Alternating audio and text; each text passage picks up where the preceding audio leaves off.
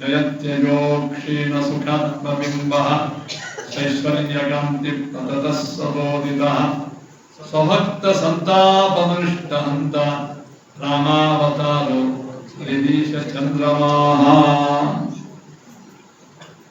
ವೇದಾಭಿಮಾನಿನೀಂ ಮಾರಜನನೀಂ ಭೌಮೇನಿನೀಂ ವ್ಯಾಧಿಪಶಮನೀಂ ಕೃಷ್ಣರಮಣೀಂ ಮೌಮಿ ರುಕ್ಮಿಣೀಂ ಮಹಾಲಕ್ಷ್ಮೀ ದೇವಿಗೆ ನಮಸ್ಕಾರವನ್ನು ಮಾಡ್ತಾ, ಸೀತಾದೇವಿ ನಮಸ್ಕಾರ ಮಾಡ್ತಾ, ರಾಮದೇವಿ ನಮಸ್ಕಾರ ಮಾಡ್ತಾ,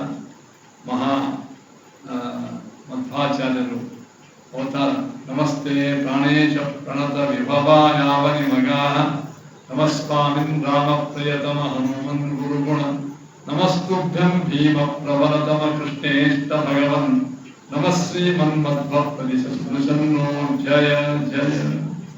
ಈಗ ಹನುಮ ಭೀಮ ಮಧ್ವಾತ್ಮಕ ಮುಖ್ಯ ನಮಸ್ಕಾರ ಮಾಡ್ತಾ, ಆಗಾಳೆ ಮಾಡಿದ ಎಲ್ಲ ತತ್ವಾಭಿಮಾನಿ ದೇವತೆಗಳಿಗೆ ನಮಸ್ಕಾರ ಮಾಡ್ತಾ, ನವಮಿ ನ್ಯಾಯ ಸುಧಾರಿಕ ಜಯಮುನಿ ಶ್ರೀಪಾದರಾಜ ಸನ್ಮಣಿ ವ್ಯಾಸಾರ್ಯಾಂ ವಿವೇಕಾನಂದೇವಿಹರಾನ್ ಶ್ರೀವಾದಿ ರಾಜಾನಪಿ ವಂದೇ ಹಂಸವರಾನ್ ರಘುತ್ತಮ ಗುರುನ್ ವೈದಗ್ಧ್ಯವಾರಾನ್ನಿಧಿಂ ಶ್ರೀ ಸತ್ಯೋದರಾಘವೇಂದ್ರ ಮುನಿಪಾನ್ ಸಂಬೋಧ ಸಜ್ಜಾನಪಾನ್ ಅಂತ ಮಾಡಿ ಸತ್ಯಾಭಿಜ್ಞ ಕರಾಭ್ಯೋತ್ಥಾನ್ ಪಂಚಾಶತ್ ವರ್ಷ ಪೂರ್ಣಿಕಾನ್ ಸತ್ಯ ಪ್ರಮೋದ ತೀರ್ಥಾಲಯ ನವಮಿ ನ್ಯಾಯ ಸತ್ಯ ಪ್ರಮೋದ ನಮಸ್ಕಾರ ಮಾಡ್ತಾ, ವಿದ್ಯಮಾನ ಸ್ವಾಮಿಗಳು ಸ್ವಾಶ್ಚರ್ಯ ಯೋಗಿ ಚರ್ಯಾದ್ಯೈ ಸ್ಮಾರಿತ ಆರ್ಯ ರಘುತ್ತಮಾನ್ ವಂದೇ ಸತ್ಯಾತ್ಮ ಯೋಗೀಂದ್ರಾನ್ ಧರ್ಮಚಕ್ರ ಪ್ರವರ್ತಕ ವಿದ್ಯಾಪೀಠ ವಿಧಾತಾರಂ ವಿದ್ಯಾಚಂದ್ರಂ ವಿದ್ಯಾರ್ಥಿ ವತ್ಸಲಂ ವಂದೇ ಮಹಾಮಹಿಮ ಸದ್ಗುರುಂ ಮಹಾಮಯ ಆಚಾರ್ಯ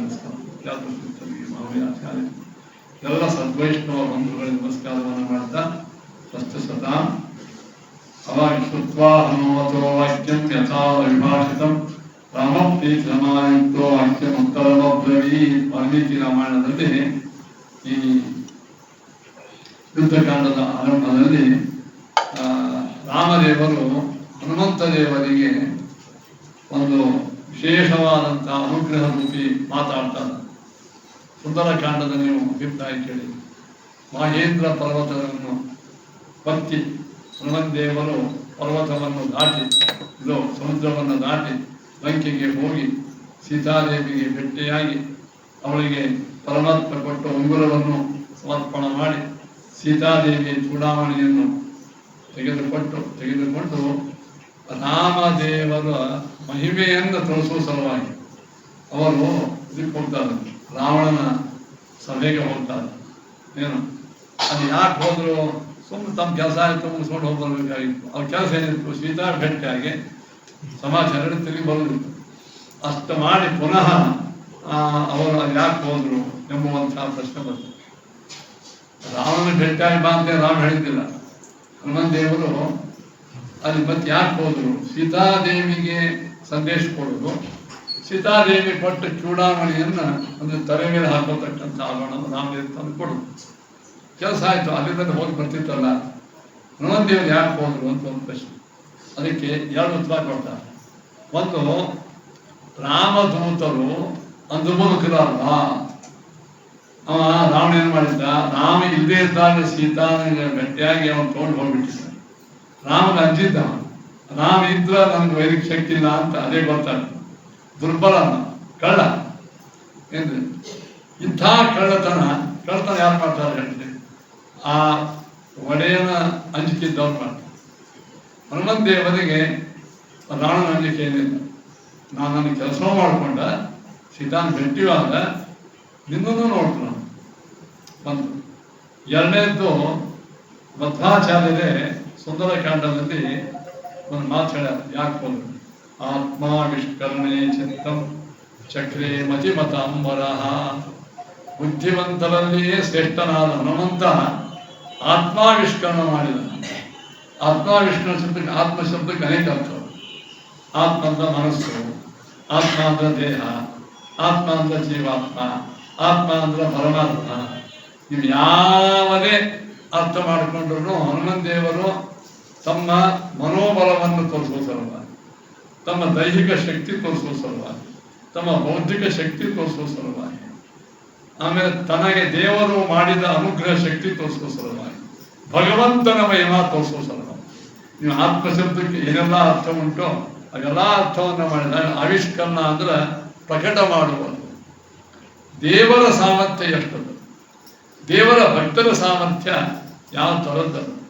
ನನ್ನ ಬುದ್ಧಿ ಬಲ ಎಷ್ಟದ, ನನ್ನ ಮನೋಬಲ ಎಷ್ಟು ಗಟ್ಟಿದ, ನನ್ನ ಇಂದ್ರಿಯ ಬಲ ಎಷ್ಟು ಗಟ್ಟಿದ, ನನ್ನ ದೇಹ ಬಲ ಎಷ್ಟು ಗಟ್ಟಿದ, ಎಲ್ಲವನ್ನು ಆವಿಷ್ಕರಣ ಅಂದ್ರೆ ತೋರಿಸುವ ಸಲುವಾಗಿ ಹನುಮಂತ ದೇವರು ರಾವಣನ ಸಭೆಗೆ ಹೋದ್ರು. ಇನ್ನು ದೈಹಿಕ ಬಲ ತೋರಿಸಿದ್ರು. ಏನು ತೋರಿಸಿದ್ರು ಹನುಮಂತ ದೇವರು? 80 ಕೋಟಿ 80 ಕೋಟಿ ಯೂಥಪಂ ಪರಸ್ಪರಷ್ಟ ಕಾಯುತಂ ಅನೇಕ ಹೇತಿ ಸಂಕಷ್ಟೆಲ್ಲ ಭಾರಿ ಭಾರಿ ದೈತ್ಯ 80 ಕೋಟಿ ಯೂಥಪಂ. ಅವ್ರ ಒಟ್ಟಿಗೆ ಯುದ್ಧವನ್ನು ಆಡೋದು ಸಾಮಾನ್ಯ. ಅವ್ರ ಬಲ ಹೆಂಗಿರ್ಲಿಕ್ಕಿಲ್ಲ, ಹನುಮಂತ ದೇವರು ದೈಹಿಕ ಬಲ ಗಟ್ಟಿರ್ಲಿಕ್ಕಿಲ್ಲ. ಅದು ಗೊತ್ತಾಯ್ತು. ರಾವಣನ ಮಕ್ಕಳನ್ನೇ ಸಂಹಾರ ಮಾಡಿಬಿಟ್ರು. ಇನ್ನು ಮನೋಬಲ, ಸಭಾದೊಳಗ ಅವನ ವಿರುದ್ಧವಾಗಿ ಮಾತಾಡ್ಬೇಕಂದ್ರೆ ಅವನೇ ಸಭಾ, ಅವನ ಸಭಾದೊಳಗೆ ಅವನ ವಿರುದ್ಧವಾಗಿ ಮಾತಾಡ್ಬೇಕು. ಅವೇಹಿ ಭೂತ ಮಾಗತಂ ದುರಂತ ವಿಕ್ರಮಶ್ರಮ ಪ್ರಭುತ್ತಮಶ್ಯಮಾನತಿ ಕುಲಕ್ಷೇ.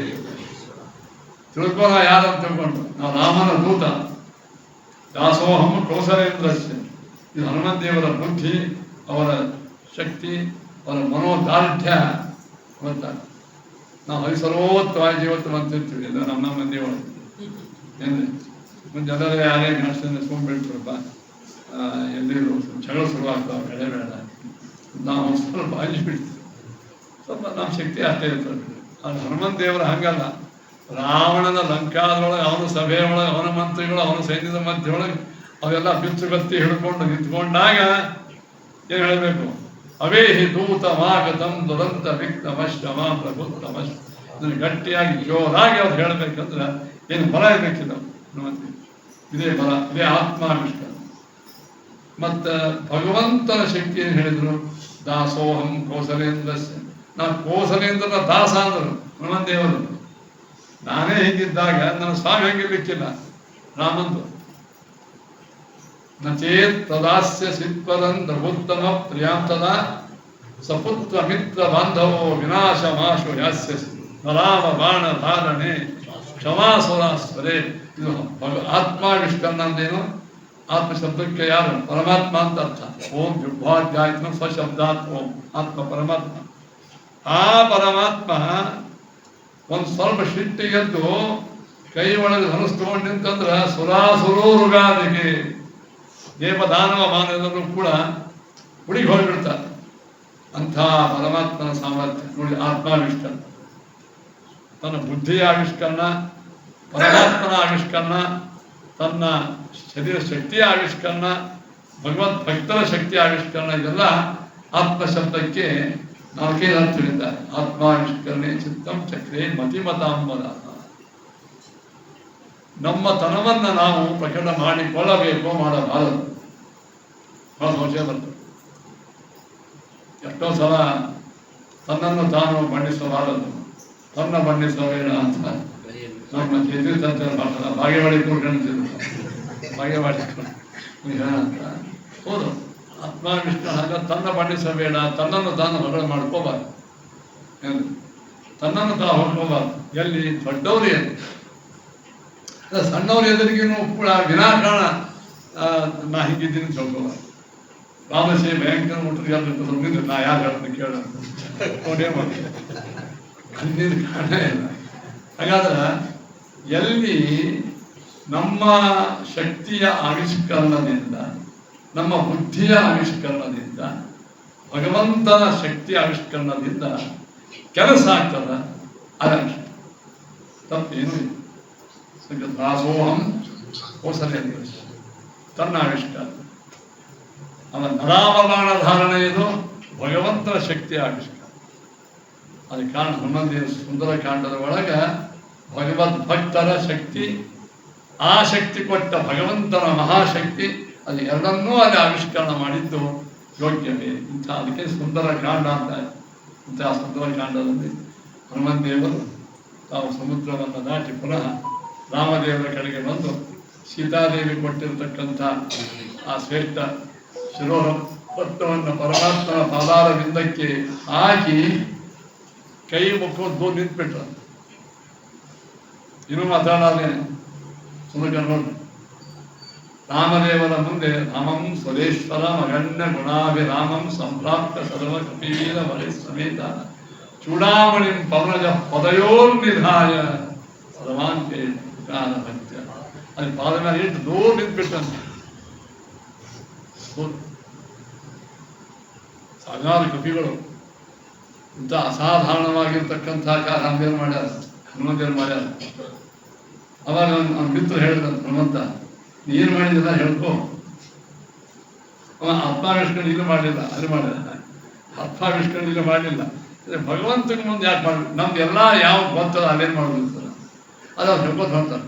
ಅಲ್ಲೋ ನೀ ಏನು ಮಾಡಿದ ಆಗ್ತಾರೆ. ಕೆಲವರು ಮಾಡದಿದ್ದು ಭಾಳ ಹೇಳ್ತಿರ್ತಾರೆ, ಇನ್ನೊಬ್ರು ಮಾಡಿದ್ದು ತಾವು ಮಾಡಿ ಅಂತ ಹೇಳ್ಕೊತಿರ್ತಾರೆ. ನಾನು ಹಿಂದಿನ ಚಾತುರ್ಮಾಸ ಇದ್ದಾಗ ಅವ್ರು ಬಾಬ್ ಯಾರೋ ಭಿಕ್ಷಾ ಮಾಡಿಸ್ತಾರೋ ಕೊಟ್ಟವರು, ಇವರು ಯಾರು ಎಂದೂ ಏನು ಮಾಡದೇ ಇದ್ದವರು ದೋಸ್ತು ಚುಂಗ ಇಟ್ಕೊಂಡು ಸಾವಕಾಶ ಕೊಡ್ರಿ. ಇವತ್ತು ನೀವು ತಿಂದಿಗತ್ತಿಲ್ಲ, ಮೈಸೂರು ಬರ ನಮ್ಮದೇ ಸಂಬಂಧ ಇಲ್ಲ. ನಾನು ನಿಮ್ದು ಯಾಕೆ ತೊಂದರೆ ಎಷ್ಟೋ ಮಂದಿ ಆತ್ಮಾವಿಷ್ಕರಣ ಪ್ರಬಂಧೇವ್ರು ಏನು ಮಾಡಿದ್ರು, ದೊಡ್ಡವರು ಮುಂದೆ ಅಥವಾ ಇಲ್ಲೇ ಇದ್ದದನ್ನು ಆವಿಷ್ಕರಣ ಮಾಡ್ಕೋಬಾರ್ದು. ಹನುಮಂತೇವರು ತೋರಿಸ್ಕೊಡ್ತಾರೆ. ದೇವರ ಎದುರಿಗೆ, ಭಗವದ್ ಭಕ್ತರ ಎದುರಿಗೆ, ಜ್ಞಾನಿಗಳ ಎದುರಿಗೆ ತನ್ನನ್ನು ತನ್ನ ಕಾರ್ಯವನ್ನು ಎಂದೂ ತಾನ ಮಾಡಿ ಹೇಳಬಾರದು. ಫಲ ಎಲ್ಲ ಹೋಗಿರ್ತದೆ. ಹನುಮಂತರು ಏನು ಮಾಡಿದ್ರು, ಆ ಪರಮಾತ್ಮನ ಪಾದಾರವಿಂದಗಳಲ್ಲಿ ಮಹಾಲಕ್ಷ್ಮಿ ಕೊಟ್ಟಿರ್ತಕ್ಕಂಥ ಚೂಡಾಮಣಿಯನ್ನು ಸಮರ್ಪಣೆ ಮಾಡಿ ದೂರ ನಿಂತ್ಬಿಟ್ರು. ಅವನ ಮಿತ್ರರು ಎಷ್ಟೇ ಹೇಳಿದ್ರು ಕೂತ್ಕೊಳ್ತು. ಅವಾಗ ಒಬ್ಬ ಕವಿ ಬಲ್ಲ ಹನುಮಂತ ದೇವರಿಗೆ ಭಾಳ ಪೀಡಿಸ್ಕೊತ, ಹೇಳು ಹೇಳಂದ್ರೆ ನಕ್ಕಂತ. ಯಾವ ಸರ್ವಜ್ಞ ಮೂರ್ತಿಯಾದ ಪರಮಾತ್ಮ ನನ್ನ ಒಳಗೆ ಅಂತರ್ಯಾಮಿಯಾಗಿ ನಿಂತು 24 ತಾಸು ಅವನೇ ಕಾರ್ಯವನ್ನು ಮಾಡಿಸ್ತಾನೆ. ಪರಮಾತ್ಮ ನನ್ನನ್ನು ಮಾಹಿನ ಬರೆದು ಕರ್ಕೊಂಡು ಹೋಗಿದ್ದು, ಅದನ್ನು ತುಳಿದದ್ದು, ಹಾರಿದ್ದು, ಹಾದಿ ಒಳಗೆ ವಿಘ್ನಗಳನ್ನು ನಾಶ ಮಾಡಿದ್ದು, ಸೀತಾದೇವಿಗೆ ಕೊಡಿಸಿದ್ದು, ಇದೆಲ್ಲ ಯಾರು? ಪರಮಾತ್ಮ ಮಾಡಿದ್ದು. ಭಗವದ್ಗೀತೆ ಕೃಷ್ಣ ಪರಮಾತ್ಮ ಏನಂ ವೇತ್ತಿ ಹಂತಾರಂ ಎಷ್ಟೇನಂ ಹನ್ಯತೆ ಹತಂ ಉಭೌತವನ ವಿಜಾನೀತವ ನಾಹಂ ಅಂತಿನ ಹನ್ಯತೆ. ಗೀತಾ ಸಿದ್ಧಾಂತ ಹನುಮಂತ ದೇವರು ಪ್ರಯೋಗ ಮಾಡಿ ತೋರಿಸ್ಯಾರ. ಅದೇನು ಮಾಡಿ ಹನುಮಂತ ದೇವರು ನಾಸ್ತಿಕಿಲ್ಲ ಅಂದರು. ನಾಸ್ತಿಕ ಅಲ್ಲ, ನಾಸ್ತಿಕ ಅಂದೇನು, ಹೆಜ್ಜೆಗೂ ಕ್ಷಣಕ್ಕೂ ನನ್ನ ಒಳಗೆ ಅಂತರ್ಯಾಮಿಯಾಗಿ ನಿಂತು ಎಲ್ಲ ಕಾರ್ಯವನ್ನು ಮಾಡಿಸಿ ಸುರಕ್ಷಿತವಾಗಿ ಕರ್ಕೊಂಡು ಬಂದು ಮುಂದೆ ನಿಲ್ಸ್ಯಾನ ದೇವರು. ಅವನ್ನ ಎಲ್ಲ ಹೇಳ ಯಾವ ಎಲ್ಲ ಕಡೆಗೆ ವ್ಯಾಪ್ತನಾಗಿ ಎಲ್ಲ ಕಡೆಗೆ ನನ್ನ ಬುದ್ಧಿಗಳನ್ನು ಇಂದ್ರಿಯಗಳನ್ನು ಪ್ರೇರಣಾ ಮಾಡತಕ್ಕಂಥ ಭಗವಂತನಿಗೆ ನಾನು ಹಿಂಗೆ ಮಾಡ್ಕೊಂಡಂತೆ ದೇವ್ರ ಮುಂದೆ ಹೇಳಿದೆ. ಛೇ, ಇದು ಯಾರು ನಾ ಹೇಳಬಾರ್ದು, ನೀವು ಹೇಳಬಾರ್ದು. ನೋಡಿ, ಯಾವಾಗಲೂ ನಾವು ಮಾಡಿದ ಕಾರ್ಯ, ಪುಣ್ಯ ಕಾರ್ಯ ಗಟ್ಟಿಯಾಗಿ ಉಳಿಬೇಕು ಅಂದ್ರೆ ಇದೆಂದು ಹೇಳ್ಕೋಬಾರ್ದು. ಒಮ್ಮೊಮ್ಮೆ ಅತಿ ಸಣ್ಣವರಿದ್ದಾಗ ಇದು ಹಿಂಗೆ ಮಾಡ್ರಪ್ಪ, ನಾನು ಈಗ ಮಾಡಿದ್ವು. ದೊಡ್ಡವ್ರು ಎದುರಿಗಂತೂ ನಮ್ಗೆ ಹೇಳ್ಕೊಳ್ಳಿ. ಮತ್ತೆ ಇನ್ನೊಂದು ಪ್ರಸಂಗ ಇಲ್ಲದೆ ಇದ್ದಾಗ ಹೇಳ್ಕೊಳ್ಳೇಬಾರ್ದು, ಅದು ಪುಣ್ಯ ಎಲ್ಲ ಹಾಳ. ಹನುಮಂತ ದೇವರು ನಿಂತುಬಿಟ್ರು. ಅವಾಗ ಇದಕ್ಕಂತ ಕರ್ಮಯೋಗ. ಕರ್ಮಯೋಗ ಅಂದರೆ ಮತ್ತೊಂದೇನಿಲ್ಲ, ನೀವು ಮಾಡಿದ ಎಲ್ಲ ಕರ್ಮಗಳು ಯದಾಪ್ನೋತಿ ಗುರು, ನಾನು ಮಾಡಿದ್ದೆಲ್ಲವೂ ನನ್ನ ಗುರುಗಳ ಅಂತರ್ಯಾಮಿ ಪರಮಾತ್ಮಗೆ ಹೋಗಿದೆ ಮನಸ್ಸಿನಾಗ ಅಂದ್ಬಿಡೋದಿಷ್ಟೇ. ಏನು ಹೇಳ್ಬೋದು, ಸುಂದರಕಾಂಡ. ಅದಕ್ಕೆ ಸುಂದರಕಾಂಡ. ಸುಂದರ ಅಂದ್ರೆ ತಾತ್ವಿಕ ಸೌಂದರ್ಯ ಕಾಣಿಸ್ತದೆ, ಭಕ್ತಿಯ ಸೌಂದರ್ಯ ಕಾಣಿಸ್ತದೆ, ಸಮರ್ಪಣೆಯ ಸೌಂದರ್ಯ ಕಾಣಿಸ್ತದೆ, ವ್ಯಕ್ತಿಯ ಶಕ್ತಿಯ ಅರ್ಪಣೆಯ ಸೌಂದರ್ಯದ ಕಾಣಿಸ್ತದೆ. ಎಲ್ಲವೂ ಸುಂದರಕಾಂಡ. ಸುಂದರೇ ಸುಂದರೋ ರಾಮ, ಸುಂದರೇ ಸುಂದರಿ ಕಥಾ, ಸುಂದರೇ ಸುಂದರಿ ಸೀತಾ, ಸುಂದರೇ ಕಿಮ್ನ ಸುಂದರಂ. ಸುಂದರಕಾಂಡದ ಆರಂಭ ಮಧ್ಯ ಕೊನೆ ಎಲ್ಲವನ್ನು ವಿಮರ್ಶಾಕ್ಕೆ ಗುರಿ ಮಾಡಿದರೆ ಹೆಜ್ಜೆಗೂ ನಮಗೆ ಸಂದೇಶದ ಸೌಂದರ್ಯ ನಮಗೆ ಅಲ್ಲಿ ಅಮೃತ ಧಾರಾಕಾರವಾಗಿ ಗೊತ್ತಾಗ್ತದೆ. ಅಂತ ಶಿವ ಸುಂದರಕಾಂಡವನ್ನು ಎಲ್ಲವನ್ನು ನೆನಪು ಮಾಡ್ತಾ ಇದ್ದೀನಿ. ನೋಡಿ, ಹನುಮಂತ ದೇವರು ರಾಮದೇವರ ಮುಂದೆ ನಿಂತ್ಕೊಂಡಾಗ ನಮ್ಮ ರಾಮದೇವರು ಹನುಮಂತ ದೇವರನ್ನು ನೋಡಿ ಕಣ್ಣಾಗ ಆನಂದ ಬಾಷ್ಪಗಳು. ಇಂಥ ಕರ್ಮಯೋಗಿಯನ್ನು, ಇಂಥ ಜ್ಞಾನಯೋಗಿಯನ್ನು, ಇಂಥ ಭಕ್ತಿಯೋಗಿಯನ್ನು ನಾನು ಎಲ್ಲೂ ಕಂಡಿಲ್ಲ ಅಂತ. ಏನು ಕರ್ಮ? ಅವನು ಓಡಾಡೋದು, ಜಿಗಿಯೋದು, ಅವನು ಹಾರಾಡೋದು, ಹಾದಿ ಒಳಗೆಲ್ಲ ವಿಘ್ನ ನಿವಾರಣೆ, ಇದರ ಕರ್ಮ. ಜ್ಞಾನ ಅಂದ್ರೇನು? ಹೆಜ್ಜೆ ಹೆಜ್ಜೆಗೂ ನನ್ನ ಸ್ವಾಮಿ ಒಳಗಿದ್ದಾನೆ, ಅವನೇ ಮಾಡಿಸ್ತಾ ಇದ್ದೀನಿ. ಜ್ಞಾನಯೋಗ, ಕರ್ಮ, ಭಕ್ತಿ ಯೋಗ ಇದೆಲ್ಲವೂ ಭಗವಂತಗೆ ಅರ್ಪಿತ ಅಂತ ಏನು ಆನಂದ ಬಾಷ್ಪದಿಂದ ಪರಮಾತ್ಮ ಅರ್ಪಣೆ ಮಾಡ್ತಾರೆ ಭಕ್ತಿ ಯೋಗ. ಒಬ್ಬೆ ಹನುಮಂತನಲ್ಲಿ 3 ಯೋಗಿಗಳು ಏಕಾಲ ಕಂಡ. ಭಗವದ್ಗೀತೆಯ ಕರ್ಮಯೋಗ, ಜ್ಞಾನಯೋಗಕ್ಕೆ, ಭಕ್ತಿ ಯೋಗಕ್ಕೆ ಒಂದು ಜೀತೆ ಜಾಗ್ತಾ ಮಿಸಾಲ್ ಅಂತಾದ ಉದಾಹರಣೆ ಹನುಮಂತ. ಆ ಪಾತ್ರ ಎಷ್ಟು ನಾವು ಹೇಳಿದರೂ ಕಡಿಮೆ.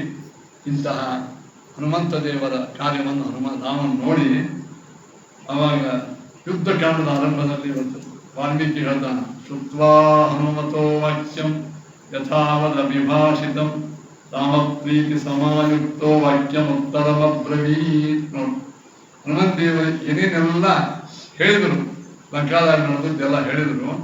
ಅವಾಗ ಹನುಮಂತ ದೇವರು ಏನು ಮಾಡಿದರು ಅಂತ ಕೇಳಿ ರಾಮ ಹನುಮಂತ ದೇವರ ಬಗ್ಗೆ ಸಭೆಗೆ ಹೇಳ್ತಾನೆ. ಏನು ಗೊತ್ತಾಗ್ತದೆ? ನಮ್ಮ ಮಾಡಿದ ಕಾರ್ಯವನ್ನು ದೊಡ್ಡವರು ಹೇಳಬೇಕೇ ಹೊರತು ನಾವೇ ಹೇಳ್ಕೋಬಾರ್ದು. ನೀನು ಆರಂಭದಲ್ಲಿ ಗೊತ್ತಾಗ್ತದೆ. ಏನಂದ್ರು? ಕೃತಂ ಹನುಮತ ಕಾರ್ಯಂ, ಹನುಮಂತನ ಮಾಡಿದ ಮಹಾಕಾರ್ಯ ಸುಮಹತ್ ಭುವಿ ದುರ್ಲಭಂ, ಬಹಳ ದೊಡ್ಡದು. ಮನಸಾಪಿ ಯದನ್ನೇನ ನ ಶಕ್ಯಂ ಧರಣೀತ.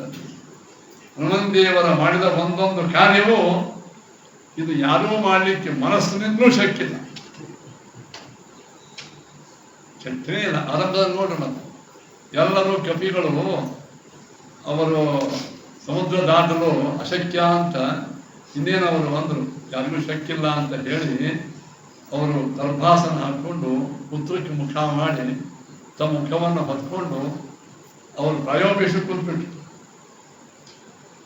ಸೀತಾನ್ವೇಷಣಕ್ಕೆ ಆಗಂಗಿಲ್ಲ.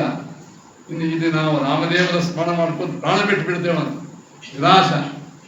ಆ ನಿರಾಶಾದ ವಾತಾವರಣದ ಒಳಗ ಜಾಂಬವಂತ ವಿಚಾರ ಮಾಡ್ತಾನೆ, ಹನುಮಂತೇವ್ರಿಗೆ ಒಂದು ಹೋಗಿ ಹೇಳೋಣ.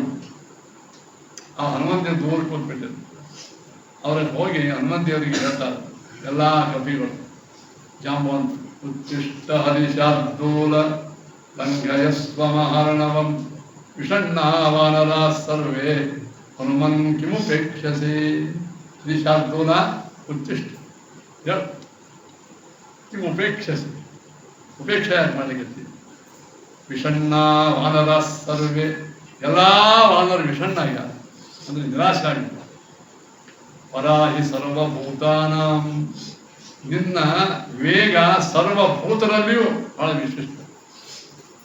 ಅಲ್ಲಿ ಒಂದು ಹೆಜ್ಜೆ ಮುಂದೆ ಹೋಗಿ ಅಂತಾರೆ, ಗರುಡನಕ್ಕಿಂತಲೂ ನಿನ್ನ ವೇಗ ಶ್ರೇಷ್ಠ ಅಂತ ಹೇಳ್ತಾರೆ. ದಯವಿಟ್ಟು ನೀನು ಹೇಳಪ್ಪ ಈ ಕಾರ್ಯಕ್ಕೆ. ಹನುಮಂತ ದೇವರು ಎದ್ದು ತಯಾರಾದರು ಅಂತ ಆರಂಭದಲ್ಲಿ ನೋಡಿ. ಇದು ಯಾರಿಗೂ ಶಕ್ಕಿಲ್ಲ ಅಂತ ಅಲ್ಲಿ ಲೀಡರೇ ಹೇಳ್ಬಿಟ್ಟ.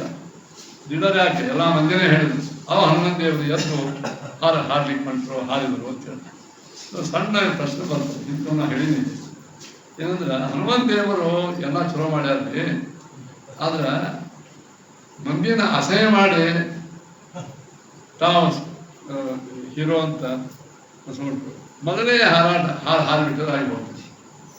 ಎಲ್ಲರೂ ಎಲ್ಲ ನಿಮ್ಮ ಶಕ್ತಿ ಎಲ್ಲ ಒಪ್ಪಂದಾಗಿದೆ ನಾ ಹೇಳಿ. ಅವ್ನು ಜಾಂಬು ಅಂತ ಕೇಳಿದೆ, ನೀ ಎಷ್ಟು ಹಾರ್ದೀಪ ನಿಂದೆಷ್ಟು? ನಾ ಅತಿ ಹೆಚ್ಚಂದ್ರೆ ನಾನು 10 ಕಿಲೋಮೀಟರ್ ಹಾರ.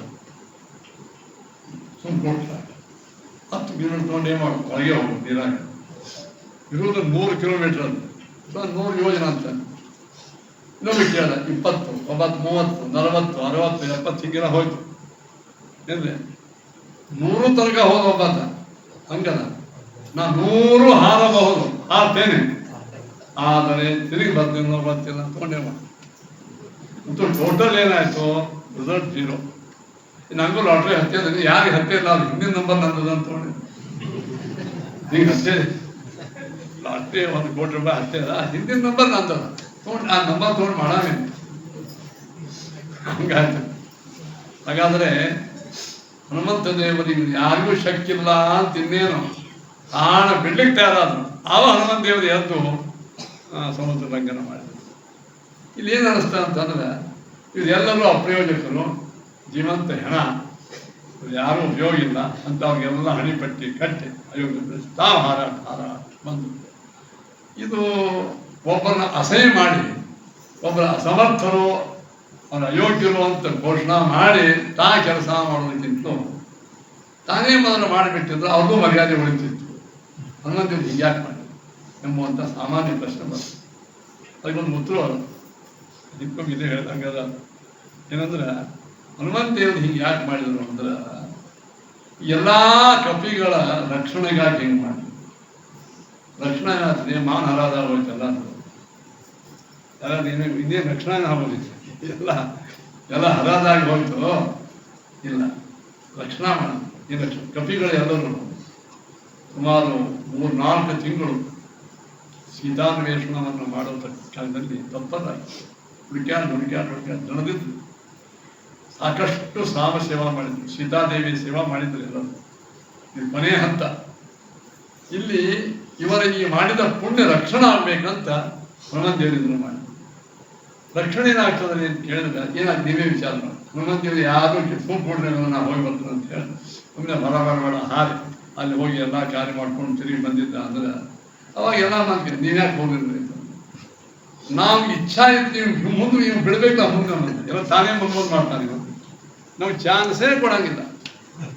ಹಿಂಗೆ ಬಂದಿರ್ತಾರ ಹೇಳಿ ಈ ಸಮೂಹದೊಳಗೆ ಕೆಲವು ಬಂದಿರ್ತಾರೆ. ನಮಗೂ ಎಲ್ಲ ಅಷ್ಟೇ ಹೋಗ್ತಾ ಇದಾರೆ ಎಲ್ಲ ಎಲ್ಲರೂ ತಾನೇ ಮುಂದಾಗಿ ಹೋಗ್ತಾನ. ಹೀಗಾಗಿ ಅವನಿಂದ ನಮ್ಮದು ಎಕ್ಸ್ಪೋಸು ಬರ್ಜಿದ್ದು ಉಂಟು. ಡೆಫಿನೆಟ್ ಅಂತಿದ್ರು ಎಲ್ಲ ಕಪಿಗಳು. ಇವು ಚಾನ್ಸೇ ಕೊಡಂಗಿಲ್ಲ ಯಾರು. ಇವರು ಈ ಸಮೂಹದೊಳಗೆ ಇಂಥ ಮಾತುಗಳು ಬರ್ತಿರ್ತಾವೆ. ಇಲ್ಲಿ ಬರಲಿ ಏನು ತಪ್ಪಾಯಿತು ಅಂತಂದ್ರೆ ಏನು ತಪ್ಪಿಲ್ಲ. ಹನುಮಂತನ ಬೈತಿದ್ರು. ಹನುಮಂತ ದೇವರಿಗೆ ಬೈದ್ರೆ ಏನಾಗ್ತದೆ ಬಂದಿತ್ತು ರಾಮದೇವರಿಗೆ ಸಿಟ್ಟು ಬಂತು. ಹನುಮಂತ ನಿರ್ಧಾರ ಮಾಡೋರಿಗೆ ರಾಮದೇವ್ ಶಾಪ್ ಕೊಟ್ಟು ರಾಮದೇವ್ ಶಾಪ್ ಕೊಟ್ಟಂದ್ರೆ ಮಾಡಿದ ಪುಣ್ಯ ನೋಡಿ. ಜೀವೋತ್ತಮರಾದಂತಹ ಮುಖ್ಯ ಪ್ರಾಣದೇವರನ್ನು ನಾವು ನಿರ್ಧಾರ ಮಾಡಿದೇವಂದ್ರೆ ನಾವು ಮಾಡಿದ ವರ್ಷೋತ್ತಕ ಫಲ ಎಲ್ಲ ನಾಶ. ಪಾಪ ಕಪಿಗಳು ಇಷ್ಟೆಲ್ಲ ಭಕ್ತಿಪೂರ್ವಕವಾಗಿ ತಮ್ಮ ಮನೆ ಹೆಂಡತಿ ಮಕ್ಕಳನ್ನು ಬಿಟ್ಟು ಸೀತಾನ್ವೇಷಣ ಮಾಡುವ ಉದ್ಯೋಗದಲ್ಲಿ ತೊಡಗಿ ದೊಡ್ಡ ಸೇವಾ ಮಾಡ್ಯಾರ. ಆ ಎಲ್ಲ ಸೇವೆ ವಾಯುದೇವರ ನಿಂದೆಯಿಂದ ನಾಶ ಆಗ್ತದೆ. ಅದ್ರ ಪುಣ್ಯ ಉಳಿಬೇಕು. ನಿಮ್ಮ ಪುಣ್ಯ ಉಳಿಬೇಕಾದ್ರೆ ಏನ್ ಮಾಡ್ಬೇಕು ಹೇಳ್ರಿ, ಭಗವದ್ ಭಕ್ತರಿಂದ ಸ್ವಲ್ಪ ಮಾಡ. ವಾಯುದೇವರಿಂದ ಮಾಡಲ್ಲ, ತತ್ವಾಭಿಮಾನಿಗಳಿಂದ ಮಾಡಲ್ಲ ಅಂದ್ರೆ ಮಾತ್ರ ನಮ್ಮ ಭಕ್ತಿ ಉಳಿತದೆ. ವಾಯುದೇವರಿಗೆ ಈ ಒಂದು ಇದು ಇರ್ತವೆ, ಏನು ಒಂದು ವಿವೇಕ. ನಮ್ಮ ಎಲ್ಲ ಭಕ್ತರ ಪ್ರೀತಿ ವಿಶ್ವಾಸ ರಾಮದೇವರಲ್ಲಿರ್ತಕ್ಕಂಥ ಭಕ್ತಿ ಉಳಿಬೇಕು. ರಾಮನ ಪ್ರೀತಿ ಉಳಿಬೇಕು ಅವರ ಮೇಲೆ, ಉಳಿಬೇಕು. ನಾನು ಬೈಬಾರ್ದು, ನಾನು ಬೈಬಾರ್ದು ಅಂದ್ರೆ ಮೊದಲು ಏನಾಗಬೇಕು, ಅವರಿಗೆ ತಮ್ಮ ಶಕ್ತಿಯ ಅವ್ರು ಬರ್ತಾಯಿತ್ತು. ಎರಡನೇದು ವಾಯುದೇವರ ಭಕ್ತಿ ಹೆಚ್ಚಾಯ್ತು. ಎರಡನೇದು ವಿಷಯ ಆ ಸಮುದ್ರ ಬೈಬಾರ್ದು. ಒಂದು ಪರಮಾತ್ಮನ ಶಕ್ತಿಯ ಜೊತೆಗೆ ವಾಯುಶಕ್ತಿ ಬರ್ತಾರೆ. ಸರ್ವೋತ್ತಮತ್ವದ ಬಗ್ಗೆ ಬಟ್ ಜೀವೋತ್ತಮತ್ವ ಜ್ಞಾನ ಅಲ್ಲಿದ್ದಂಥ ಅಗ್ನಿ ಅವತಾರ, ವರುಣ ಅವತಾರ, ಇನ್ನಿತರ ಬೇರೆ ಬೇರೆ ಶಕ್ತಿ ಗಜ, ಗವಾಕ್ಷ, ಶರಭ, ಗಂಧಮಾದನ, ನೀಲ, ಸುಷೇಣ ಇವರೆಲ್ಲರೂ ಬುಧ, ಅಗ್ನಿ, ಬೃಹಸ್ಪತಿ ತಾರ, ಬೃಹಸ್ಪತಿ ಸ್ಥಾನ, ಜಾಂಬವಂತ, ಧರ್ಮರಾಜ. ಅಲ್ಲಿ ಪ್ರಾಯ ಎಲ್ಲ ತತ್ವಾಭಿಮಾನಿಗಳು ಎಲ್ಲರೂ ಇದ್ದಾರೆ ಕಪಿರೂಪದಲ್ಲಿ. ಅವ್ರೆಲ್ಲರಿಗೂ ಬರ್ತಾಯಿತ್ತು. ಅದೇ ಗೊತ್ತಿತ್ತು ಅವರಿಗೆ. ಅದು ಇಲ್ಲಿ ಸ್ವಲ್ಪ ಅವರ ಭೂಮಿಯ ಗುಣದಿಂದ ದೇವತೆಗಳಿಗೆ ಸ್ವಲ್ಪ ವಿಸ್ಮರಣ ಆಗ್ತದೆ. ಹಂಗ ಜೀವೋತ್ತಮತ್ವ, ಹನುಮಂತೇವರ ಜೀವೋತ್ತಮತ್ವ ಜ್ಞಾನ ಗಟ್ಟಿ ಮುಟ್ಟಾಯ್ತು. ತಾವೇ ಪರೀಕ್ಷೆ ಮಾಡ್ತಾರೆ. ಓಹೋ, ರಾಮ ಸರ್ವೋತ್ತಮ, ಹನುಮಂತ ಜೀವೋತ್ತಮ. ಅದು ಅವ್ರು ಏನು ಮಾಡಿದ್ರು, ಪ್ರತ್ಯಕ್ಷ ಕಂಡ್ರು. ಎಲ್ಲರೂ ಹನುಮಂತೇವರ ಆ ಶಕ್ತಿನ ಕಂಡ್ರು. ಹೀಗೆ ರಾಮನ ಸರ್ವೋತ್ತಮತ್ವದ ಜೊತೆಗೆ ಹನುಮಂತೇವರ ಜೀವೋತ್ತಮತ್ವ ಜ್ಞಾನ ಅವ್ರಿಗೆಲ್ಲ ಗಟ್ಟಿ ಆಯ್ತು. ಯಾರಿಗೆ ಅಲ್ಲಿ ಭಾಗವಹಿಸಿರ್ತಕ್ಕಂಥ ಕಪಿಗಳು. ಆವಾಗ ಏನಾಗ್ತದೆ, ನಾವು ಮಾಡಿದ ಒಂದು ಸಣ್ಣ ಕರ್ಮಯೋಗವು ಅದೇನಾಗ್ತದೆ ಜ್ಞಾನಯೋಗಕ್ಕೆ ಕಾರಣ. ಪುಣ್ಯದಲ್ಲಿ ಪರ್ಯವಸಾನ. ಅವರೆಲ್ಲರ ಪುಣ್ಯ ಗಟ್ಟಿಯಾಗಿ ಉಳಿಯುವ ಸಲುವಾಗಿ ಹನುಮಂತ ದೇವರು ಅವರವರ ಶಕ್ತಿಯನ್ನು ಅವರ ಬಾಯಿಂದಲೇ ಆವಿಷ್ಕರಣ ಮಾಡಿಸಿ ತಾವು ಈ ಕಾರ್ಯವನ್ನು ಮಾಡಿದ್ದು ತಮಗಾಗಿ ಅಲ್ಲ, ಭಗವದ್ಭಕ್ತರ ಒಂದು ಪುಣ್ಯದ ರಕ್ಷಣೆಗಾಗಿ ಮಾಡಿದರು ಎಂಬುವಂತಹದ್ದನ್ನು ತಿಳ್ಕೋಬೇಕು. ಇದನ್ನೇ ಹನುಮಂತ ದೇವರು ವಿಷಯ ಹೇಳ್ತಾರೆ. ಏನು ಸುಮಹತ್ ಭೂಮಿ ದುರ್ಲಭಂ, ರಾಮದೇವರು ಹೇಳಿದರು, ಭೂಮಿ ಒಳಗ ಮನಸಾಮಯದನ್ನೇನ ಶಕ್ಯಂ ಧರಣೀತನೆ. ನೋಡಿ, ಹನುಮಂತ ದೇವರಿಂದ ಮಾಡಿದ ಕಾರ್ಯ ಮನಸ್ಸಿನಿಂದಲೂ ಊಹೆ ಮಾಡಲು ಶಕ್ತಿ ಇಲ್ಲದೆ ಇದ್ದಂತಹ ಕಾರ್ಯ. ಆ ಕಾರಣ ಅಂತಾರ, ಅನ್ಯತ್ರ ಗರುಡ ವಾಯೋರನ್ಯತ್ರ ಹನುಮತಃ ದೇವ ದಾನವ ಯಕ್ಷಾಣ ಗಂಧರ್ವ, ದೇವತೆಗಳು, ದಾನವರು, ಗಂಧರ್ವರು, ಯಕ್ಷರು, ಈ ಗರುಡ ಮತ್ತು ವಾಯುದೇವರು ಇದ್ದಾರೆ. ಅದು ಅಲ್ಲಿ ಹೋಗಿ ಎಷ್ಟರ ಮಟ್ಟಿಗೆ ಸಾಮಾನ್ಯ ವಾಯು ಪ್ರಾಣ ಅಲ್ಲ. ಇಂತಹ ಶತ್ರುಗಳಿಂದ ತಡೆಯಲು ಅಶಕ್ಯವಾದಂತಹ ಲಂಕಾಪಟ್ಟಣವನ್ನು ಈತ ಒಳಗೆ ಹೋಗಿ ಕೋ ವಿಷೇತ್ಸು ದುರ್ಘರ್ಷಾಂ ರಾಕ್ಷಸ ಇತ್ತು ಸುರಕ್ಷಿತಾಂ. ರಾಕ್ಷಸರು ಹೆಜ್ಜೆಗೂ ರಾಕ್ಷಸರು, ಹೆಜ್ಜೆಗೂ ಪ್ರಬಲರು, ಬಿತ್ತು ಕತ್ತಿಯಿಂದ ರಕ್ಷಣೆ ಮಾಡತಕ್ಕಂಥ ಜನರು. ಇದನ್ನು ಹನುಮಂತ ದೇವರು ಮಾಡಿ ಬಂದಾರ ಅಂದ್ರೆ, ಸುರಕ್ಷಿತವಾಗಿ ಬಂದಾರ ಅಂದ್ರೆ ಇದು ಹನುಮಂತ ದೇವರಿಗೆ ಗೊತ್ತಾಗಿ ನೃತ್ಯ ಕಾರ್ಯ ಹನುಮತ ಸುಗ್ರೀವಶ್ಚ ಕೃತಂ ಮಹತ ಇವಂ ವಿಧಾಯ ಸಬಲಂ ಸದಸ್ಯಂ ವಿಕ್ರಮಶ್ಚ. ನೃತ್ಯನು ಮಾಡತಕ್ಕಂತಹ ಕಾರ್ಯ ಹನುಮಂತ ದೇವರು ಮಾಡಿದ್ದಾರೆ. ಅದಕ್ಕೆ ನಾನು ಹನುಮಂತ ದೇವರಿಗೆ ಇವತ್ತೇನಂತಂದ್ರೆ ಯೋಯ ಭೃತ್ಯ. ನೋಡಿ, ರಾಮದೇವ ಹನುಮಂತ ದೇವರಿಗೆ ಒಂದು ತಿರುಪಟ್ಟು ಟೈಟಲ್ ಕೊಟ್ಟು, ಯಾವ ಭೃತ್ಯನು ಒಂದು ಕಾರ್ಯದಲ್ಲಿ ನಿಯುಕ್ತನಾಗಿ ಸ್ವಾಮಿಯ ಕಾರ್ಯವನ್ನು ಬಹಳ ಕಾಳಜಿಯಿಂದ ನಿಷ್ಠೆಯಿಂದ ಯಾವ ಮಾಡ್ತಾನೆ, ಅನುರಾಗೇನ ಭದ್ರ ಕರ್ಮಣಿ ದುಷ್ಕರ ಕುಡಿಯಾತ ಅನುರಾಗೇನ, ಇಷ್ಟು ಮಾಡಿಯೂ ಕೊನೆಗೆ ಸ್ವಾಮಿಯಲ್ಲಿ ಯಾವನಿಗೆ ಭಕ್ತಿ ಗಟ್ಟಿ ಉಳಿತದೋ ತಮ್ಮ ಪುರುಷೋತ್ತಮ ಪುರುಷೋತ್ತಮ ಅಂತ. ನೋಡಿ ಎಷ್ಟು ಮಜಾ. ಪುರುಷೋತ್ತಮನಾದ ರಾಮ ಹನುಮಂತ ದೇವರಿಗೆ ಕೊಟ್ಟು ಸರ್ಟಿಫಿಕೇಟ್ ಇದು, ಏನು ಪುರುಷೋತ್ತಮ ಎಂಬ ಸರ್ಟಿಫಿಕೇಟ್ ಕೊಟ್ಟು. ಪರಮಾತ್ಮನೇ, ನಾವು ಭಗವದ್ಗೀತೆಯಲ್ಲಿ ಕೃಷ್ಣ ಪರಮಾತ್ಮ ಪುರುಷೋತ್ತಮ ಅಂತೀವಿ. ಪುರುಷೋತ್ತಮ ಯಸ್ಮಾತ್ಮತಿ ವಂಶಾದಿ, ಇದು ಪರಮಾತ್ಮ ಇವನಿಗೆ ಪುರುಷೋತ್ತಮ ಅಂತ. ನಾವು ದೇವರನ್ನು ಬಿಟ್ಟ ನಂತರ ಪುರುಷೋತ್ತಮರು ಯಾರು? ಹನುಮಂತ ದೇವರು. ಈ ಪ್ರಕಾರವಾಗಿ ಈ ಯುದ್ಧದ ಕಾಂಡದ ಆರಂಭದಲ್ಲಿ ಹನುಮಂತ ದೇವರಿಗೆ ಇನ್ನೂ ಅಶೇಷವಾದಂತಹ ಮಾತುಗಳನ್ನು ಆಡಿ, ಅವಾಗ ಈಗ ಸರ್ವಸ್ವಭೂತಸ್ವ ಪರಿಷ್ಪಂಗೋ ಹನುಮತಃ, ನಿಮಗೇನು ಕೊಡಲಿ, ಇಷ್ಟು ಅಸಾಧಾರಣ ಕಾರ್ಯವನ್ನು ಯಾರೂ ಮಾಡದೇ ಇದ್ದ ಕಾರ್ಯವನ್ನು ಮಾಡುವುದು ಒಂದು, ಮಾಡಿದ್ದನ್ನು ಅರ್ಪಣ ಮಾಡುವುದು ಅದು ಎರಡನೇ. ಇವನು ಕೆಲಸ ಭಾಳ ಮಾಡ್ತಾರೆ, ಕೇಳ್ಬೋದು ಮಾಡ್ತಾರೆ. ನಾ ಇದ್ದಲ್ಲೇನೆ ರಾಮ ಹೆಂಡತಿನ ಕಂಡ, ನಾ ಇದ್ದಲ್ಲೇನೆ ಹಿಂಗಾಯ್ತು ಹಂಗಾಯ್ತು ಅಂತ ಮಂದಿ ಅವ್ರ ಹೇಳಿ ಮಂದಿ ನೋಡ್ಬೋದು ಹೇಳ್ತಾರೆ. ನಾ ಇದ್ದೇ ಅಂದ್ರೆ ಇದೇನು ಆಗ್ತಿದ್ದಿಲ್ಲ, ಚಲೋ ಅದೊಂದು ಚಟ ಆಯ್ತು ಅಂದೆ.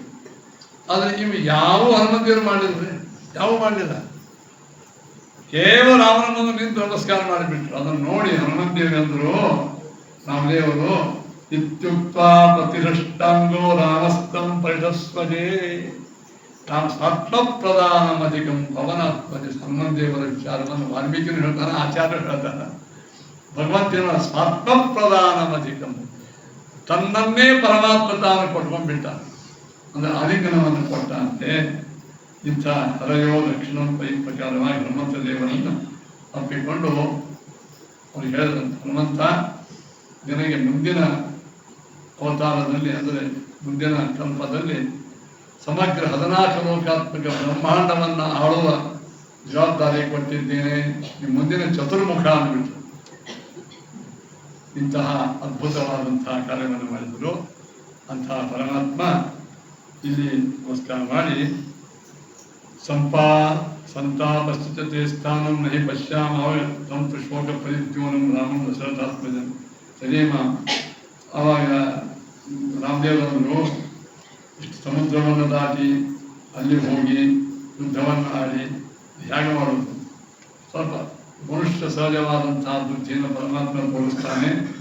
ಲಂಕಾಂ ಸಮುದ್ರಂ ಲಂಘಯಿತ್ವಾತು ಮಾನಕ್ತು ಸಮಾಕುಲಂ ಲಂಕಾಂ ಅರೋಹಿಷ್ಯಾಮೋ ಹರಿಷ್ಯಾಮಚ್ಚ ತೇದಿಪಂ. ಸುಗ್ರೀವಾದಿಗಳು ರಾಮದೇವರಿಗೆ ಅನೇಕ ರೀತಿಯಿಂದ ವಿಚಾರಗಳನ್ನು ಹೇಳ್ತಾರೆ. ಅವಾಗ ರಾವಣಂ ಪಾಪಕರ್ಮಾಣಂ ತಥಾತ್ವಂ ಕರ್ತುಮರ್ಹಸಿ ಸೇತುರತ್ವ ಯಥಾ ಬುದ್ಧಿ ತಥಾ ಪಶ್ಯೇಮತ. ಅವಾಗ ನಾವು ಸೇತುವನ್ನು ಕಟ್ಟಿ ಹೋಗಬೇಕು. ಈ ಪ್ರಕಾರವಾಗಿ ವಿಚಾರವನ್ನು ಸಾಕಷ್ಟು ವಿಸ್ತಾರವಾಗಿ ಹೇಳಿದ್ದಾರೆ ಇಲ್ಲಿ. ಅವಾಗ ಲಂಕಾಪಟ್ಟಣ ಎಷ್ಟು ವಿಸ್ತಾರ, ವಾಲ್ಮೀಕಿ ರಾಮಾಯಣದ ಭಾಗಲ್ಲ ಎಂದು. ಲಂಕಾಪಟ್ಟಣ ದುರ್ಗಗಳು ಕೋಟೆಗಳು ಎಷ್ಟವ, ಉಪಕೋಟೆಗಳು ಎಷ್ಟವ, ಬಾಗಿಲುಗಳು ಎಷ್ಟವ, ಮತ್ತು ಸೈನ್ಯ ಎಷ್ಟವ, ಎಲ್ಲ ವಿಸ್ತಾರವಾಗಿ ಹನುಮಂತೇವರು ಹೇಳಿದರು. ಅವಾಗ ಒಂದು ಶ್ಲೋಕದಾಗ ಹೇಳ್ತಾರೆ ಏನಂದ್ರೆ, ಅಯುತಂ ರಕ್ಷಮಾತ್ವಸ್ತು ಪೂರ್ವದ್ವಾರಂ ಸಮಾಶ್ರಿತ ಶೂಲಹಸ್ತ ದುರಾಘರ್ಷ ಸರ್ವೇ ಖಡ್ಗಾಗ್ರ ಯೋಗಿನ ನಿಯುತಂ ರಕ್ಷಮಾತ್ವಸ್ತು ದಕ್ಷಿಣದ್ವಾರ ನಾಶಿತ. 10 ಕೋಟಿ, 3 ಕೋಟಿಗೆ ಅಯುತ ಅಂತ ದಕ್ಷಿಣ ಇದೆ. 4 ದ್ವಾರಗಳಲ್ಲಿ ಎಂಥೆಂಥ ಮಹಾರಾಕ್ಷಸರಿದ್ದಾರೆ. ಅದನ್ನು ಅಂತ ಅಪರಿಷ್ಟವಾದಂಥದ್ದನ್ನು ಹೆಂಗೆ ಮಾಡಬೇಕು. ಆವಾಗ ರಾಮದೇವರು ಎಲ್ಲ ವಾನರ ಸೈನ್ಯವನ್ನು ತಗೊಂಡು ಸಮುದ್ರ ತಟಕ್ಕೆ ಹೋಗ್ತಾರೆ ಅಂತ ಹೇಳಿದರು. ಅಲ್ಲಿ ಸಮುದ್ರ ದಂಡೆಗೆ ಹೋದಾಗ ಜಗಾಮೋ ರಾಮೋ ಧರ್ಮಾತ್ಮ ಸಸೈನ್ಯೋ ದಕ್ಷಿಣಾಂ ದಿಶಂ ಶತೈಶ್ರೇಷ್ಠ ಕೋಟಿ. ಯಾವ್ಯಾವ ದಿಕ್ಕಿಗೆ ಇರ್ತಕ್ಕಂಥ ದ್ವಾರಕ್ಕೆ ಯಾರ್ಯಾರು ಹೋದರು ಅದನ್ನು ಇಲ್ಲಿ ವರ್ಣನೆ ಮಾಡಿದ್ದಾರೆ. ಆಮೇಲೆ ಸೀತಾದೇವಿಯ ಬಗ್ಗೆ ರಾಮದೇವರು ಲೋಕದೃಷ್ಟಿಯಿಂದ ವಿಲಾಪವನ್ನು ಮಾಡಿದ್ದು ನಾವು ನೋಡ್ತೇವೆ. ರಾಮದೇವರು ಯಾವ ರೀತಿಯಾಗಿ ಮುಂದೆ ಕಾರ್ಯವನ್ನು ವಹಿಸ್ತಾರೆ ಅನ್ನುವಂಥದ್ದನ್ನು ಹೇಳ್ತಾರೆ. ಅಲ್ಲಿ ಒಂದು ವಿಚಾರ, ರಾಮದೇವರು, ಸುಗ್ರೀವ, ಹನುಮಂತ ಇನ್ನೂ ಸಹಸ್ರಾರು ಕಪಿಗಳ ಜೊತೆಗೆ ಲಂಕಾ ಪಟ್ಟಣಕ್ಕೆ ಹೋಗಲಿಕ್ಕೇನು ದಂಡೆ ಇದೆ, ಮಹೇಂದ್ರ ಪರ್ವತ, ಅಲ್ಲಿ ಬಂದು ಈ ವಿಜಯನಗರದಿಂದ ಅಲ್ಲಿ ಹೋದರು. ಅಲ್ಲಿ ಹೋಗಿ ಅಪಾರವಾಗಿರ್ತಕ್ಕಂಥ ಸೈನ್ಯ ರಾಶಿಯನ್ನು ನೋಡಿ ರಾಮನು ಏನು ಮಾಡಿದ, ಅವನು ಸಿಯಾಡಿಗಳನ್ನು ಬಿಟ್ಟಿದ್ದ. ರಾಮ ಬಿಟ್ಟಾಗ ರಾಮನಿಗೆ ಸೈನ್ಯ ಬಂದು ಹೇಳಿದ್ರು, ಓಹೋ ಈ ಸೈನ್ಯ ಬಹಳ, ರಾಮನ ಪರಾಕ್ರಮ ಬಹಳ ದೊಡ್ಡದಲ್ಲ, ನೀನು ಅಷ್ಟು ಸರಳ ತಿಳ್ಕೋಬೇಡ, ಸಾಮಾನ್ಯ ಮಾನವರು ಅವರು ಇವರು ಅಂತ ಶಕ್ಕಿಲ್ಲ, ವಿಚಾರ ಮಾಡ ರಾವಣ, ನೀನು ಯಾವ ವ್ಯಕ್ತಿ ಒಬ್ಬ ಕಪಿ ನಿಮ್ಮ 80 ಕೋಟಿ ಸೈನ್ಯವನ್ನು ನಿರಾಜಾಲವಾಗಿ ತಿಕ್ಕಿ ಒಗೆದು ಬಿಟ್ಟ, ಅಂತಹ ಹನುಮಂತನೇ ಹಂಗಿದ್ದಾಗ ರಾಮ ಹೆಂಗಿದ್ದಕ್ಕಿಲ್ಲ, ವಿಚಾರ ಮಾಡಿ ಅಂತ ಇವನು ವಿಭೀಷಣ ರಾವಣನಿಗೆ ಹೇಳ್ತಾನೆ. ರಾವಣ ಮೀಟಿಂಗ್ ಕರೀತಾನೆ. ಆ ಮೀಟಿಂಗ್ ಕರೆದಾಗ ನಿಮ್ಮ ಅಭಿಪ್ರಾಯ ನಾನು ಹೇಳಲಿ, ನಾವು ರಾಮನ ಒಟ್ಟಿಗೆ ಆಡಬೇಕೋ ಹೇಗೆ. ಆಗ ಈ ವಿಭೀಷಣ ಬಹಳ ಉತ್ತಮವಾದಂತಹ ಮಾತಾಡ್ತಾನೆ. ಈ ಸ್ವಲ್ಪ ವಿಚಾರ ಮಾಡ, ರಾಮ ಒಬ್ಬೇ ಒಬ್ಬ ಕಪಿ ನಿಮ್ಮ ಇಡೀ ಲಂಕಾಪಟ್ಟಣ ಸುಟ್ಟೋಗದ ಬಂದಲ್ಲ, 80 ಕೋಟಿ ಸೈನಿಕರು ಬಂದು ನಾಶ ಮಾಡಿಬಿಟ್ಟ. ನಿನ್ನ ಖಾಸ ಮಗ ಅಕ್ಷಕುಮಾರ ಅವನನ್ನ ಗಾಳಿ ಪಟ ಮಾಡಿ ತಿಕ್ಕಿ ಒಗೆದು ಬಿಟ್ಟ. ಮಂತ್ರಿಗಳ ಮಕ್ಕಳ ಸಂಹಾರ ಮಾಡಿದ, ಒಬ್ಬೇ ಒಬ್ಬ ಕಪಿ. ಇಂತಹ ಸೈನ್ಯ ಶಕ್ತಿ ಆ ರಾಮಗದನ ಮೇಲೆ ನೀನು ಬಿಟ್ಟು ಹಾರಬೇಡ. ದಯವಿಟ್ಟು ನನ್ನ ಮಾತು ಕೇಳಿ, ನೀನು ಈ ದುಷ್ಟ ಮಂತ್ರಿಗಳಿಂದ ಮೋಸ ಹೋಗಬೇಡ. ನಾನು ನಿನಗೆ ತಮ್ಮನಾಗಿ ಪ್ರಾರ್ಥನಾ ಮಾಡಿ ಹೇಳ್ತೇನೆ, ಈಗಲೂ ಮಿಂಚಿಲ್ಲ, ಕಾಲ ಮಿಂಚಿಲ್ಲ, ನೀ ರಾಮನಿಗೆ ಶರಣಾಗತನ, ಸಂಧಿಯನ್ನು ಮಾಡ್ಕೊಂಡು ಬಿತ್ತಂತೆ, ತೊಂದರೆ ಏನೂ ಇಲ್ಲ ಅಂತ ಭೀಷ್ಮ ಹೇಳ. ಸಿಟ್ಟಿಗೆ ಬಂದು, ನಮ್ಮ ತಮ್ಮಾಗಿ ನೀನು ಶತ್ರುಗಳನ್ನು ಸ್ತೋತ್ರ ಮಾಡಿಕಂತಿದ್ದಿ. ಸಿಟ್ಟಿಗೆ ಬಂದ. ಇಂದ್ರ ಜತಾದಿಗಳು ಸಿಟ್ಟಿಗೆ ಬಂದರು. ಅಕಂಪನ ಮತ್ತು ಪ್ರಹಸ್ತ ಇನ್ನಿತರ ಬೇರೆ ಬೇರೆ ರಾವಣ ಮಂತ್ರಿಗಳೆಲ್ಲರೂ ರಾವಣ ಹೇಳಿದ್ದು ಸ್ವಾಮಿ, ಈ ವಿಭೀಷಣಿಗೇನು ಬುದ್ಧಿಯಲ್ಲಿ ಇವಾಗ ನಿಮ್ಮ ಶಕ್ತಿ ನೋಡಿ ಅಷ್ಟ ದಿಕ್ಪಾಲಕರು ಇಂದ್ರ, ವರುಣ, ಕುಬೇರ, ಅಗ್ನಿ 10 ದಿಕ್ಕಿನ ಅಧಿಪತಿಗಳು ನಿಮ್ಮ ಸೋಪಾನದ ಮೆಟ್ಟಲಾಗ್ಯಾರಲ್ಲ. ಗೊತ್ತಿ ನೀವು ವಿಭೀಷಣಿಗೆ ಇಂದ್ರಾದಿಗಳೇ ಶರಣಾಗತರಾಗಿಬಿಟ್ಟಾರೆ ನಿಮ್ಮ ಶಕ್ತಿಯನ್ನು. ರಾವಣೋ ಲೋಕರಾವಣ, ಚತುರ್ಮುಖ ಬ್ರಹ್ಮೇಂದ್ರ ವರಾದ ನಿಮಗೆ ಯಾರೇನು ಮಾಡ್ತಾರೆ ದೇವತೆಗಳು. ಇವಕ್ಕೂ ಹುರುಮಾನವ ರಾಮ. ಯಾವ ವ್ಯಕ್ತಿ ತನ್ನ ರಾಜ್ಯೊಳಗೆ ತನ್ನ ಪಟ್ಟಾಭಿಷೇಕ ವೇಳೆಗೆ ಹೊರಗೆ ಹಾಕ್ಸೋಣ ನೋಡಿ ಹಾಗೆ. ಅಂದ್ರೆ ಮಂದಿ ಸಾತ್ವಿಕರನ್ನು ಹೆಂಗೆ ಇಂಟರ್ಪ್ರಿಟೇಷನ್ ಮಾಡ್ತಾರೆ. ರಾಮ ಎಷ್ಟು ದುರ್ಬಲ ಅಂದ್ರೆ ಅವನಿಗೆ ಆಗುವ ಪಟ್ಟಾಭಿಷೇಕವನ್ನೇ ರಕ್ಷಣೆ ಮಾಡ್ಕೋಕ್ಕಾಗಿಲ್ಲ, ಇವೇ ರಕ್ಷಣೆ ಮಾಡ್ತಾನೆ. ಮಾಡಿಕೊಂಡು ಹೆಂಡತಿ ರಕ್ಷಣೆ ಮಾಡೋಕ್ಕಾಗಲಿಲ್ಲ. ಇಂಥ ರಾಮನ ನೀವಂತದ ಅಂತ ಎಲ್ಲರೂ ಹೇಳಿದ್ರು ರಾವಣನ. ಅವಾಗ ವಿಭೀಷಣನಲ್ಲಿ ಬೈದು ಬಿಟ್ಟು ಅವ ವಿಭೀಷಣ ಹೇಳ್ತಾನಂತ, ಯಾವ ರಾಜ ಹಾಳಾಗ್ತಾನಂತಂದ್ರೆ ಯಾವ ರಾಜನ ಹತ್ರ ಮಂತ್ರಿಗಳು ಉನ್ಮತ್ತರು, ನಾಸ್ತಿಕರು, ವೇದದ್ವೇಷಿಗಳು, ಬ್ರಹ್ಮದ್ವೇಷಿಗಳು, ಪ್ರಜಾದ್ರೋಹಿಗಳು, ಸ್ವಾರ್ಥಪರಾಯಣರು ಮತ್ತು ಎಲ್ಲದಕ್ಕಿಂತ ಹೆಚ್ಚು ರಾಷ್ಟ್ರದ ಚಿಂತನೆಗಿಂತಲೂ ತಮ್ಮ ಸ್ವಾರ್ಥ ಚಿಂತನೆ ಮಾಡುವವರೇ ಮಂತ್ರಿಗಳು. ಇಂಥ ಮಂತ್ರಿಗಳಿಂದ ರಾಜರ ಹಾಳಾಗಿ. ಅದಕ್ಕೆ ಇವತ್ತು ನೀವು ನೋಡ್ಲಿಕ್ಕತ್ತೀರಿ, ನಮ್ಮ ದೇಶವನ್ನು ಆಳತಕ್ಕಂಥ ಪ್ರಾಯ ಎಲ್ಲರೂ ಕೆಟ್ಟಿಲ್ಲ, ಚಲೋ ಇದ್ದಾರೆ. ಎಲ್ಲರೂ ನಮ್ಮ ಮಂತ್ರಿ ಪದ ಸಿಕ್ಕರೆ ಸಾಕು ಸದ್ಯ, ಉಳಿಕಿಲ್ಲರು ಏನು ಹಾಳಾಗಬೇಕು, ಏನು ಬೇಕಾದಾಗ ನಾವನ್ನು ಉಳಿದ್ರು ಸಾಕು. ದೇಶವನ್ನು ನಾಶ ಮಾಡತಕ್ಕಂಥ ವ್ಯಕ್ತಿಗಳು ಇದ್ರೂ ಅವ್ರ ಪೋಷಣವನ್ನೇ ಮಾಡ್ತಾರೆ.